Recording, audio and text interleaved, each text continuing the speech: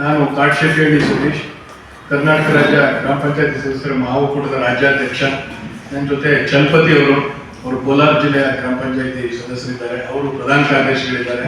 ನಮ್ಮ ಮಹಾತ್ಮ ಗಾಂಧೀಜಿಯವರು 100 ವರ್ಷಗಳ ಹಿಂದೆ ಬೆಳಗಾವಿಯಲ್ಲಿ ನಡೆದಂತ ಕಾಂಗ್ರೆಸ್ ಅಧಿವೇಶನದ ಅಧ್ಯಕ್ಷತೆಯನ್ನು ವಹಿಸಿ ನೆನಪಿಗೆ ಕರ್ನಾಟಕ ಸರ್ಕಾರ ಜೈ ಬಾಪು, ಜೈ ಭೀಮ್ ಹಾಗೂ ಜೈ ಸಂವಿಧಾನ ಅಂತಕ್ಕಂಥ ಕಾರ್ಯಕ್ರಮವನ್ನು ಹಮ್ಮಿಕೊಂಡಿದೆ. ಆದರೆ ವಿಪರ್ಯಾಸ, ಇವತ್ತು ಗಾಂಧೀಜಿ ಏನು ಪಂಚಾಯತ್ ರಾಜ್ ವ್ಯವಸ್ಥೆ ಮೂಲಕ ನಾನು ಈ ದೇಶದ ಕಟ್ಟ ಕಡೆಯ ಮನುಷ್ಯನನ್ನ ಈ ದೇಶದ ಪ್ರಭುವನ್ನಾಗಿ ಮಾಡ್ತೇನೆ ಅಂತ ಹೇಳಿ ಘೋಷಣೆ ಮಾಡಿ, ಅದಕ್ಕಾಗಿ ಭಾರತದಲ್ಲಿ, ಸ್ವತಂತ್ರ ಭಾರತದಲ್ಲಿ ಪಂಚಾಯತ್ ರಾಜ್ ವ್ಯವಸ್ಥೆಯನ್ನ ಜಾರಿಗೆ ತರಬೇಕು, ಜನರ ಹತ್ತಿರದಲ್ಲಿ ಜನರೇ ತಮ್ಮ ಹಳ್ಳಿಗಳನ್ನು ಅಭಿವೃದ್ಧಿ ಮಾಡಿಕೊಳ್ಳಿಕ್ಕೆ ಬೇಕಾದಂತ ಒಂದು ಆಡಳಿತ ವ್ಯವಸ್ಥೆ ಇರಬೇಕು ಅಂತ ಹೇಳಿ ಪಂಚಾಯತ್ ರಾಜ್ ವ್ಯವಸ್ಥೆಯನ್ನ ಸ್ಥಾಪನೆ ಮಾಡಲಿಕ್ಕೆ ಒತ್ತಾಯ ಮಾಡಿದ್ರು.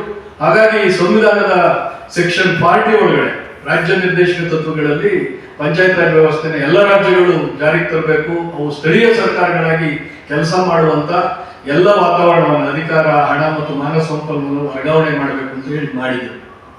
ಅಂದಿನ ಪ್ರಧಾನಿಗಳಾದಂತ ರಾಜೀವ್ ಗಾಂಧಿ ಅವರು ಅದನ್ನ ಇಡೀ ದೇಶಾದ್ಯಂತ ಪರಿಣಾಮಕಾರಿಯಾಗಿ ಜಾರಿಗೆ ತರಬೇಕು ಅಂತ ಹೇಳಿ ರಾಜ್ಯ ನಿರ್ದೇಶಕ ತತ್ವಗಳಿದ್ದಂತ ಪಂಚಾಯತ್ ರಾಜ್ ವ್ಯವಸ್ಥೆಯನ್ನ ಅವರು 64ನೇ ತಿದ್ದುಪಡಿ ಮೂಲಕ ಸಂವಿಧಾನದ ಅಧಿಕೃತ ಭಾಗವನ್ನಾಗಿ ಮಾಡೋ ಪ್ರಯತ್ನವನ್ನು ಮಾಡಿದ್ರು. ಆದ್ರೆ ಅವರ ನೇತೃತ್ವದಲ್ಲಿ KR ರಮೇಶ್ ಕುಮಾರ್ ಅವರ ಅಧ್ಯಕ್ಷತೆಯಲ್ಲಿ ಒಂದು ಸಮಿತಿ ಮಾಡಿ ಪಂಚಾಯತ್ ರಾಜ್ ವ್ಯವಸ್ಥೆಯನ್ನ ಕರ್ನಾಟಕದಲ್ಲಿ ಅತ್ಯಂತ ಪರಿಣಾಮಕಾರಿಯಾಗಿ ಜಾರಿಗೆ ತರಬೇಕು, ಅದರಲ್ಲಿ ಗಾಂಧಿ ಕನಸಿನ ಗ್ರಾಮ ಸ್ವರಾಜ್ಯವನ್ನ ಕರ್ನಾಟಕ ನೆಲದಲ್ಲಿ ಅನುಷ್ಠಾನ ಮಾಡಬೇಕು ಅನ್ನೋ ಕಾರಣಕ್ಕೆ ಆಮೂಲಾಗ್ರ ಬದಲಾವಣೆಯೊಂದಿಗೆ ಕರ್ನಾಟಕ ಪಂಚಾಯತ್ ರಾಜ್ ಅಧಿನಿಯಮ ಅಂತಕ್ಕಂಥ ಕಾಯ್ದೆಯನ್ನ ಕರ್ನಾಟಕ ಗ್ರಾಮ ಸ್ವರಾಜ್ ಮತ್ತು ಪಂಚಾಯತ್ ರಾಜ್ ಅಧಿನಿಯಮ ಅಂತ ಮಾಡ್ತಾರೆ.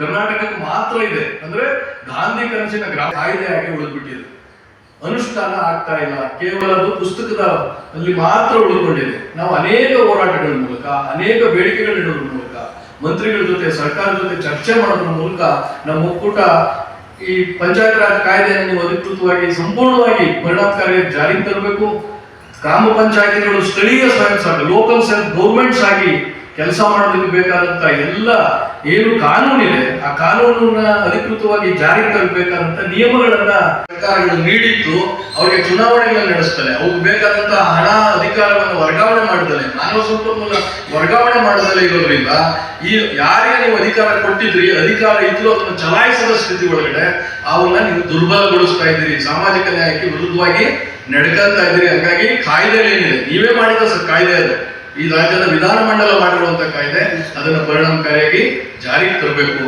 ಸಂವಿಧಾನದ ಬಗ್ಗೆ ಮಾತಾಡ್ತಿದ್ದೀರಿ, ಸಂವಿಧಾನದ ಉಳಿವಿನ ಬಗ್ಗೆ ಮಾತಾಡ್ತಿದ್ದೀರಿ, ಸಂವಿಧಾನದಲ್ಲಿರುವಂತಹ ಪಂಚಾಯತ್ ರಾಜ್ ಸಂಸ್ಥೆಗಳಿಗೆ ಚುನಾವಣೆಗಳನ್ನು ಮಾಡೋದ್ರ ಮೂಲಕ, ಸಂವಿಧಾನಬದ್ಧವಾಗಿ ಪಂಚಾಯತ್ ರಾಜ್ ಸಂಸ್ಥೆಗಳಿಗೆ ಎಲ್ಲ ಅಧಿಕಾರವನ್ನ, ಹಣವನ್ನು ವರ್ಗಾವಣೆ ಮಾಡೋದ್ರ ಮೂಲಕ ಅವರಿಗೆ ಶಕ್ತಿ ತುಂಬುವ ಕೆಲಸವನ್ನ ನೀವು ಮಾಡಬೇಕು ಅಂತ ಹೇಳಿ ನಾವು ಸರ್ಕಾರವನ್ನ ಈ ಮೂಲಕ ಒತ್ತಾಯ ಮಾಡ್ತಿದ್ದೇವೆ. ಅದಕ್ಕೆ ಬೇಕು ಅಭಿವೃದ್ಧಿ ಮಾಡೋದ್ರಲ್ಲಿ ಅನೇಕ 28 ಬಹಳ ಪ್ರಮುಖವಾದ ಬೇಡಿಕೆಗಳನ್ನ ಇಟ್ಕೊಂಡು ನಾವು ಪಂಚಾಯತ್ ರಾಜ್ ವ್ಯವಸ್ಥೆಯ ಸಬಲೀಕರಣಕ್ಕೆ ಬೇಡಿಕೆಗಳನ್ನ ಇಟ್ಟಿದ್ವಿ. ಆದ್ರೆ ಸರ್ಕಾರ ಇನ್ನು ಅದನ್ನ ಬಹಳ ತಡ ಮಾಡೋದ್ರ ಮೂಲಕ ಆ ಬೇಡಿಕೆಗಳನ್ನ ಈಡೇರಿಸೋದ್ರಲ್ಲಿ ಹಿಂದೆ ಉಳಿದಿದೆ ಅಂತ ಕಾರಣಕ್ಕೆ ಮೊದಲ ಪಂಚಾಯತಿಗಳಿಗೆ ಚುನಾವಣೆ ಮಾಡಬೇಕು.